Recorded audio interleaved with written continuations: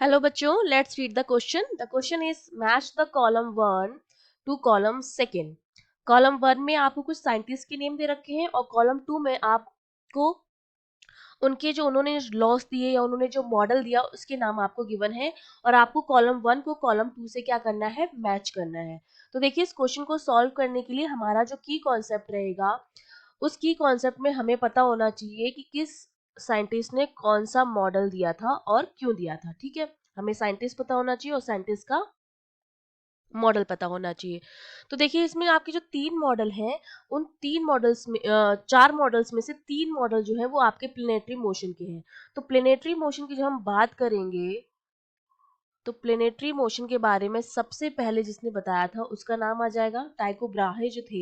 उन्होंने सबसे पहले प्लेनेटरी मोशन के बारे में बताया था कि किस तरह से जो प्लैनेट्स होते हैं वो मूव करते हैं, ठीक है, किसी भी सर्कुलर पाथ में। ये हमें किसने बताया था? टाइको ब्राहे ने बताया था। उन्होंने प्लेनेटरी मोशन के बारे में कुछ बेसिक कॉन्सेप्ट किए थे, इसके बारे में रिसर्च की थी। तो हमारा प्लेनेटरी मोशन तो टाइको ब्राहे आ जाएगा। ठीक है, उसके बाद निकोलस जो कॉपरनिकस थे, कॉपरनिकस ने क्या किया?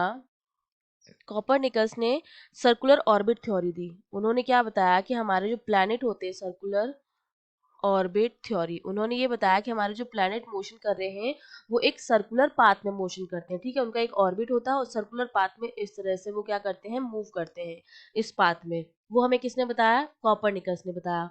उसके बाद कैपलर ने क्या किया? कैपलर ने जो टाइको ब्राहे ने जो अपनी रिसर्च की थी प्लेनेटरी मोशन को, उसको इम्प्रूव किया। ठीक है, और निकोलस कॉपरनिकस की थ्योरी को भी इम्प्रूव किया। दोनों पर इसने क्या किया? रिसर्च किया। जो टाइको ब्राहे ने प्लेनेटरी मोशन दिया था और कॉपरनिकस ने जो सर्कुलर ऑर्बिट थ्योरी दी थी, उन दोनों पर रिसर्च किया कैपलर ने। ठीक है, कैपलर ने उन दोनों पर रिसर्च करके उन दोनों को इम्प्रूव किया और इम्प्रूव करके उन्होंने ये बताया कि जो हमारे जो प्लैनेट्स होते हैं वो सर्कुलर में नहीं, इलिप्टिकल ऑर्बिट में क्या करते हैं, मूव करते हैं। उनका जो पाथ होता है वो सर्कुलर ना होके क्या होता है, इलिप्टिकल होता है। ठीक है, तो इलिप्टिकल ऑर्बिट थ्योरी जो थी आपकी, वो किसने दी थी?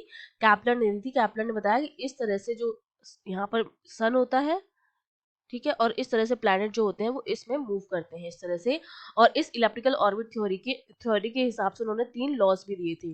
ठीक है, उसके बाद आपका लास्ट में बचा हुआ nuclear model of the atom, जिसको किसने दिया था? रदरफोर्ड ने दिया था। रदरफोर्ड ने क्या किया था? अल्फा पार्टिकल्स को क्या कराया था? स्कैटर्ड कराया था। ठीक है, जो अल्फा पार्टिकल्स थे उनको गोल्ड की प्लेटिंग पर क्या कराया था? स्कैटर्ड कराया था। और उसके हिसाब से बताया था कि कुछ पार्टिकल्स एब्जॉर्ब हो जाते हैं, कुछ पार्टिकल्स जो होते हैं वो रिफ्लेक्ट होके वापस आ जाते हैं, कुछ पार्टिकल्स ऐसे ही निकल जाते हैं। तो जो पार्टिकल एब्जॉर्ब हो जाते हैं वो क्या होते हैं, मतलब इलेक्ट्रॉन, न्यूट्रॉन, प्रोटॉन। उन्होंने बेसिकली न्यूक्लियस के एटम के बारे में पूरा क्या किया था, मॉडल दिया था। तो देखिए हमारा कौन किससे मैच करेगा? कैपलर ने क्या दिया था? हमारा इलेक्ट्रिकल थ्योरी, तो ये 3 से मैच कर जाएगा।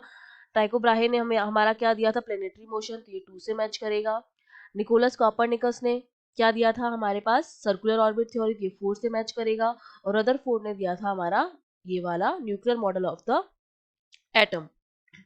तो हमारा फर्स्ट किससे मैच कर रहा है? 3 के साथ। तो ये दो तो वैसे भी गलत हो जाए, 3 गलत हो जाएंगे क्योंकि इसमें ए के साथ क्या है? 2, 1 या 2 है। तो हमारा डी ऑप्शन जो हो जाएगा वो करेक्ट हो जाएगा। तो देखिए ए 3 से मैच कर रहा है, बी 2 से मैच कर रहा है, बिल्कुल ठीक है, सी 4 से मैच कर रहा है और डी जो है वो 1 से मैच कर रहा है। तो D option is correct option. I hope you understood well. All the best.